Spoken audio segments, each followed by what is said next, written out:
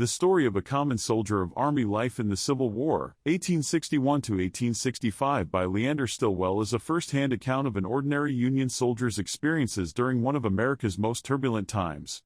Written with honesty and vivid detail, Stillwell takes readers through his journey from enlistment as a young farm boy to the brutal realities of battle, camp life, and survival in the Civil War. Unlike the stories of famous generals, this memoir gives a rare glimpse into the daily struggles, camaraderie, and emotional toll of a common soldier. Told from a personal and reflective perspective, it's an invaluable piece of history that immerses readers in the grit and courage of those who fought on the front lines. If you enjoy this type of content, please like and subscribe. These are Stillwell's words. Let's begin. When I first began writing these recollections, I did not think a preface was necessary. I believed that the dedication to my son Jerry provided enough explanation. However, now that I have completed writing these memories, I feel that a few introductory remarks are appropriate. At first, I wrote this purely to satisfy my son, without any thought or expectation that it would ever be published. I still do not know if that will happen, but it is a possibility. After I had written part of it, the thought occurred to me, and from that point, there may be some noticeable changes in my style and wording.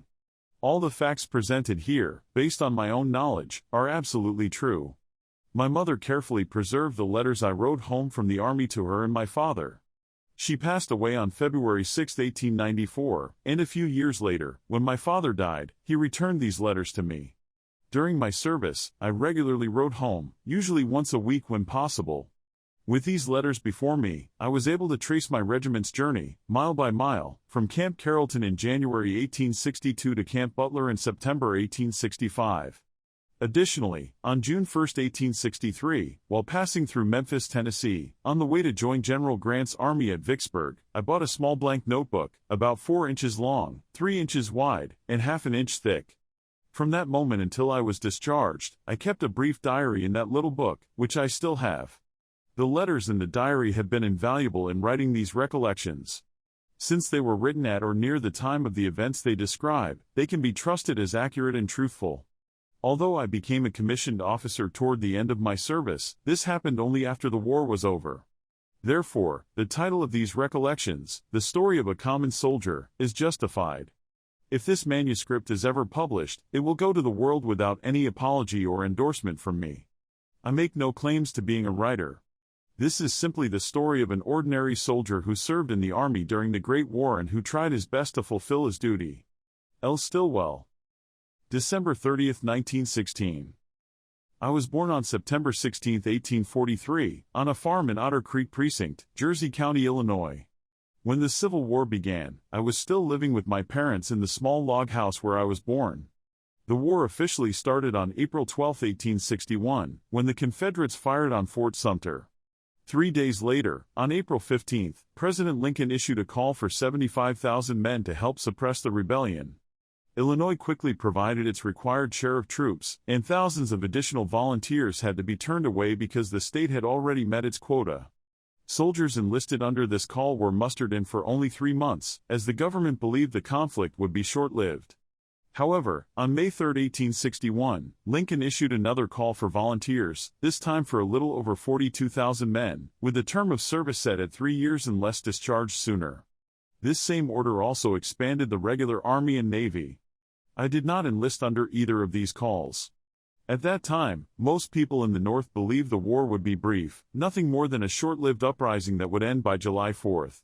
We were confident that Richmond would be captured by then and that Jefferson Davis and his cabinet would either be imprisoned or on the run. But the Battle of Bull Run, fought on July 21, 1861, brought a harsh reality check. The Union defeat was a devastating disappointment and a painful awakening for all who supported the cause. It made clear that a long and bloody struggle lay ahead. In hindsight, the loss at Bull Run may have been for the best. Had the Union won an early victory and crushed the rebellion right away, slavery might have continued. The unresolved conflict over it could have erupted later, perhaps in your time, with an even greater loss of life than what occurred in the 1860s. The day after Bull Run, Congress authorized Lincoln to call for 500,000 volunteers to serve for 3 years. It was under this law, along with additional authorization from the Secretary of War, that the regiment I eventually joined was formed. At the time, I was just a boy, but I had a strong sense that the war would be long and that every young man who was physically able had a duty to serve. I spoke with my father about enlisting. He was a strong Union supporter and understood my feelings, but as a father, he naturally feared for my safety. He worried that I might be killed or return home permanently injured. However, I made it clear that once a regiment started forming in our area, one that included my friends and neighbors, I would volunteer. The idea of staying home while others fought, of being pointed at as a coward, was unbearable. Recruiting for a regiment in our region began in the fall of 1861. The surrounding counties were heavily Democratic, and many residents sympathized with the South. Some of these Southern sympathizers later became known as Copperheads or even members of the Knights of the Golden Circle.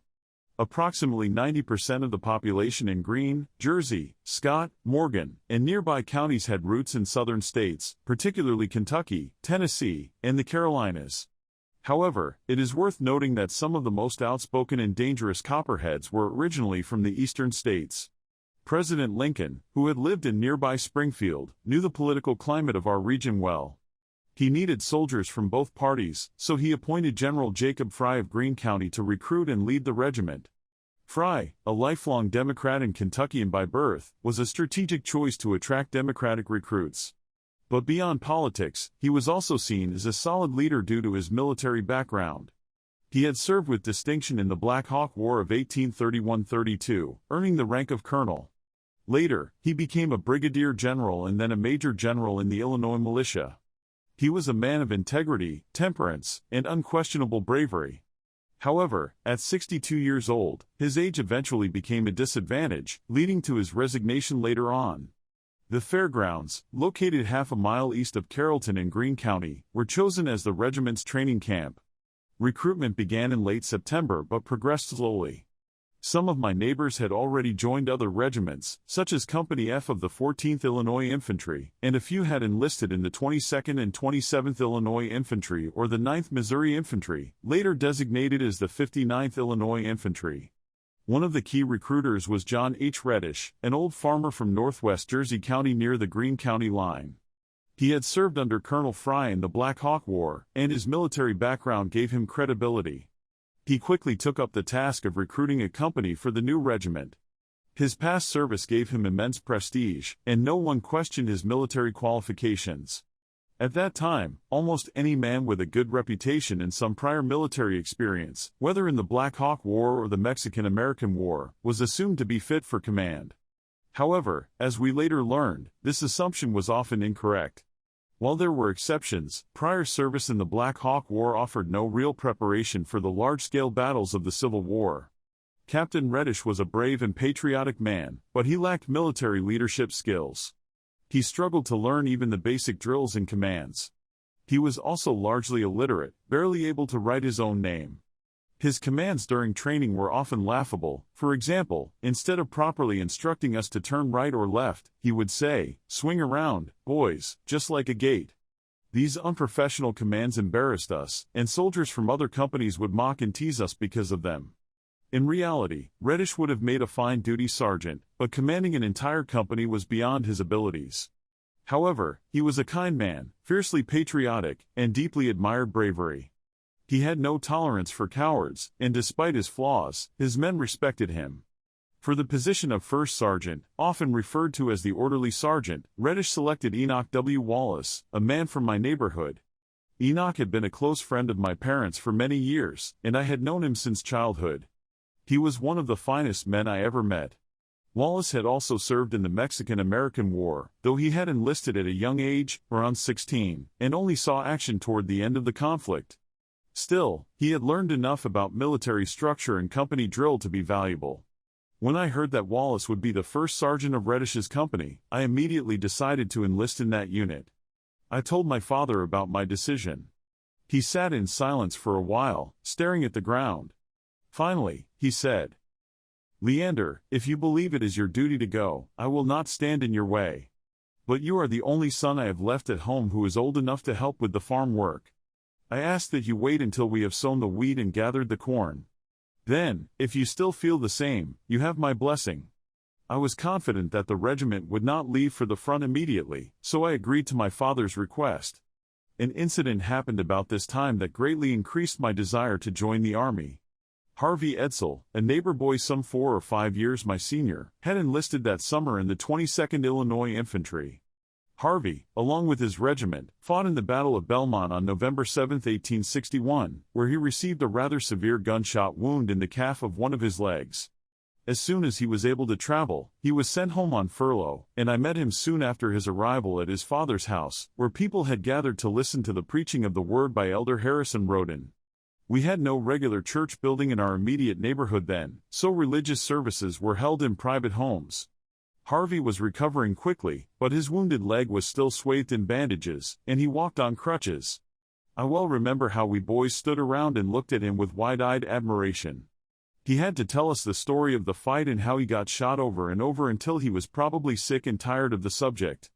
But for my part, I thought Harvey's story was just grand, and it somehow impressed me with the idea that the only life worth living was that of a soldier in time of war.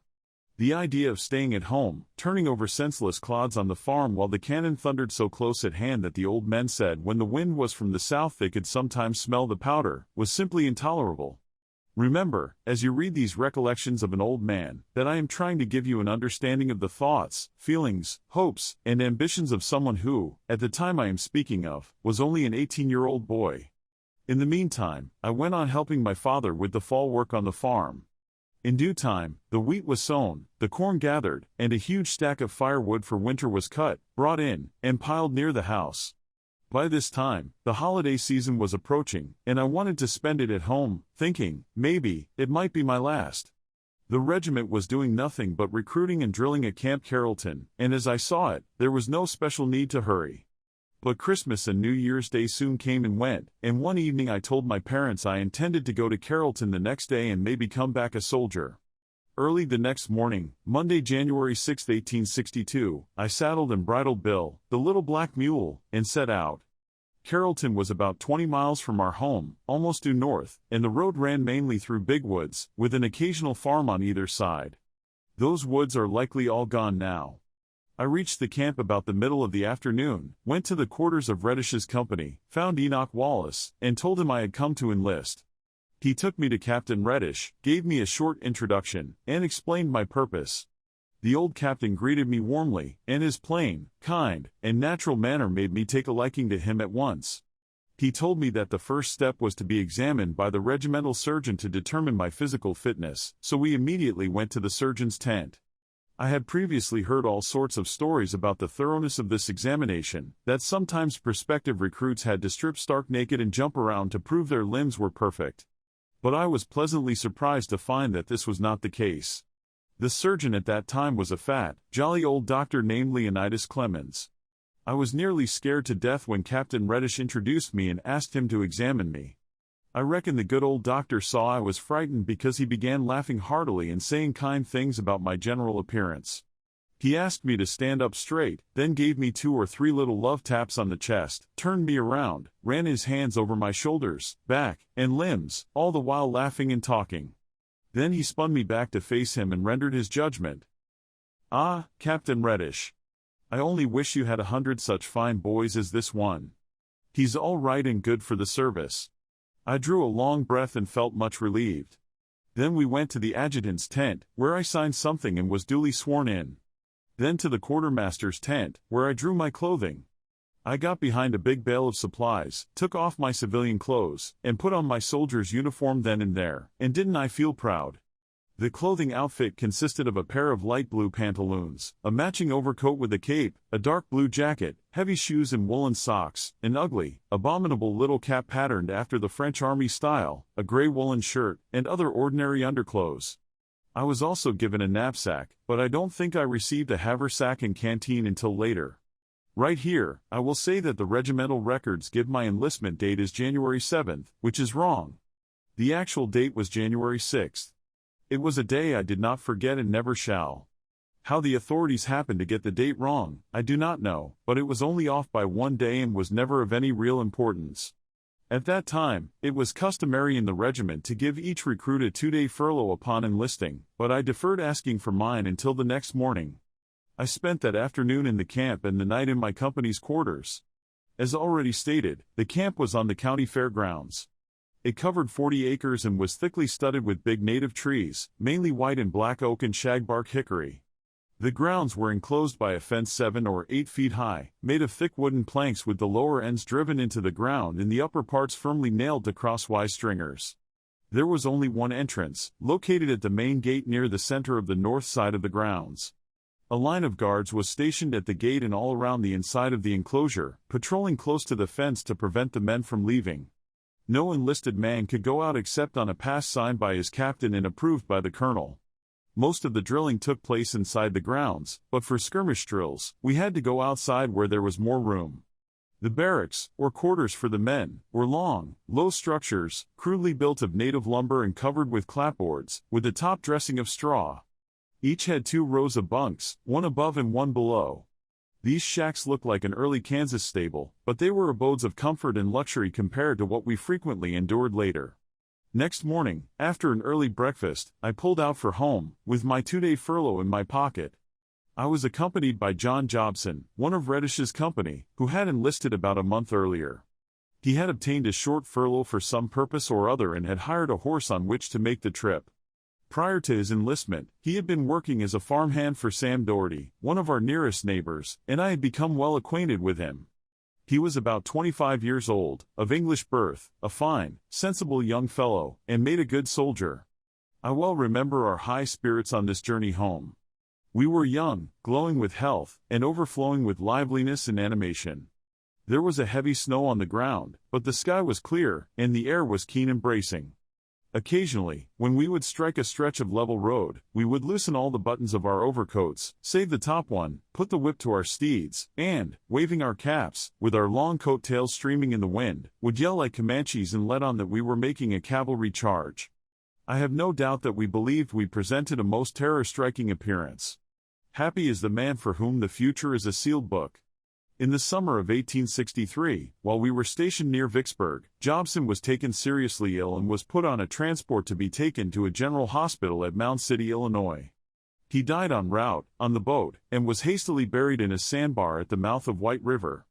The changing currents of the mighty Mississippi have long since swallowed up that sandbar, and with it all that may have been left of the mortal remains of poor Jobson.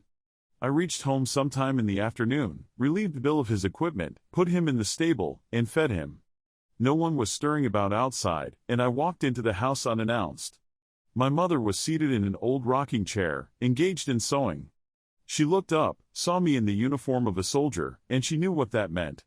Her work dropped in her lap, she covered her face with her hands, and the tears gushed through her fingers as she trembled in her chair with the intensity of her emotions. There was no sobbing or other vocal manifestation of feeling, but her silence made her grief seem all the more impressive. I was distressed and did not know what to say, so I said nothing and walked out into the kitchen, then back to the barn. There I met my father, who had come in from some outdoor work.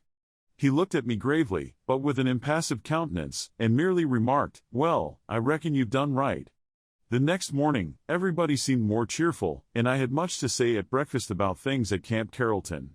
On the expiration of my furlough, I promptly reported at the camp and entered on my duties as a soldier. The absorbing duty was the drill, and that was persistent and consumed most of the time. I knew nothing about it when I enlisted and had never seen any except on the previous Monday afternoon. The system we then had was Hardee's infantry tactics. It was simple and easily learned. The main things required were promptness, care, and close attention. All day long, somewhere in the camp, could be heard the voice of some officer calling, "Left! Left! Left, right, left!" to his squad or company, to guide them in the cadence of the step. We were drilled at Carrollton in the School of the Soldier, School of the Company, and skirmish drill, with dress parade at sunset. We had no muskets and did not receive them until we went to Benton Barracks in St. Louis. I do not remember our having any battalion drill at Camp Carrollton. The big trees in the fairgrounds were probably too thick and numerous to permit that. Our fare consisted of light bread, coffee, fresh meat at some meals, and salt meat at others, Yankee beans, rice, onions, Irish and sweet potatoes, with stewed dried apples occasionally for supper. The salt meat, as a rule, was pickled pork and fat side meat, which the boys called sowbelly. We became well acquainted with that before the war was over. On the food question, I will say now that the great standbys of the Union soldiers during the war, at least those of the Western armies, were coffee, sowbelly, Yankee beans, and hardtack.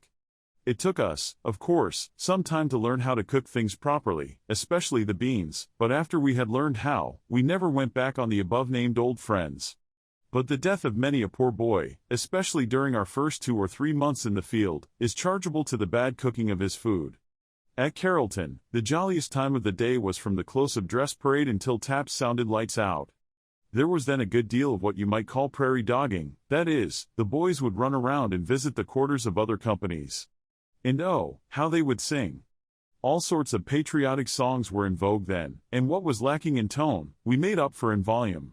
The Battle of Mill Springs, in Kentucky, was fought on January 19, 1862, resulting in a Union victory.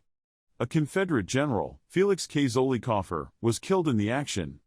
He had been a member of Congress from Tennessee and was a man of prominence in the South. A song soon appeared in commemoration of this battle.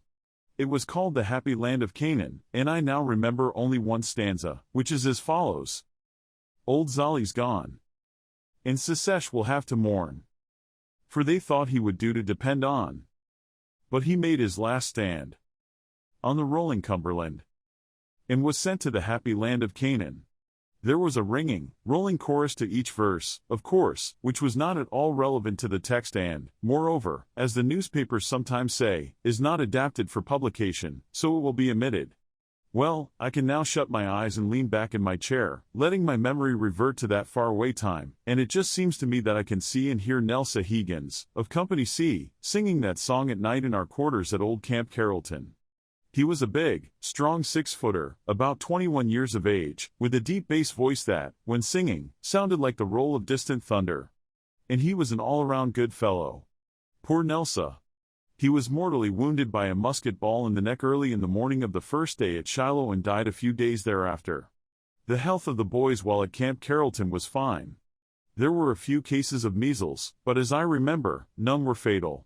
Once I caught a bad cold, but I treated it myself with a backwoods remedy and never thought of going to the surgeon about it.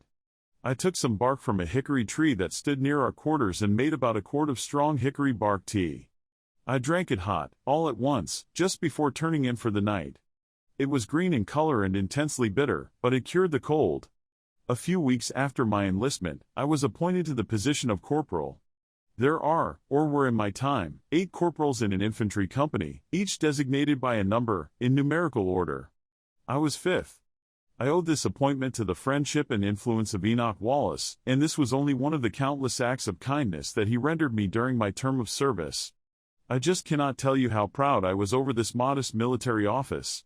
I am telling the truth when I say that I felt more pride and pleasure in being a corporal of Company D than I ever did later in the possession of any other office, either military or civil. That concludes the first part of the story. Thank you very much for listening. Please subscribe for more episodes and leave a comment.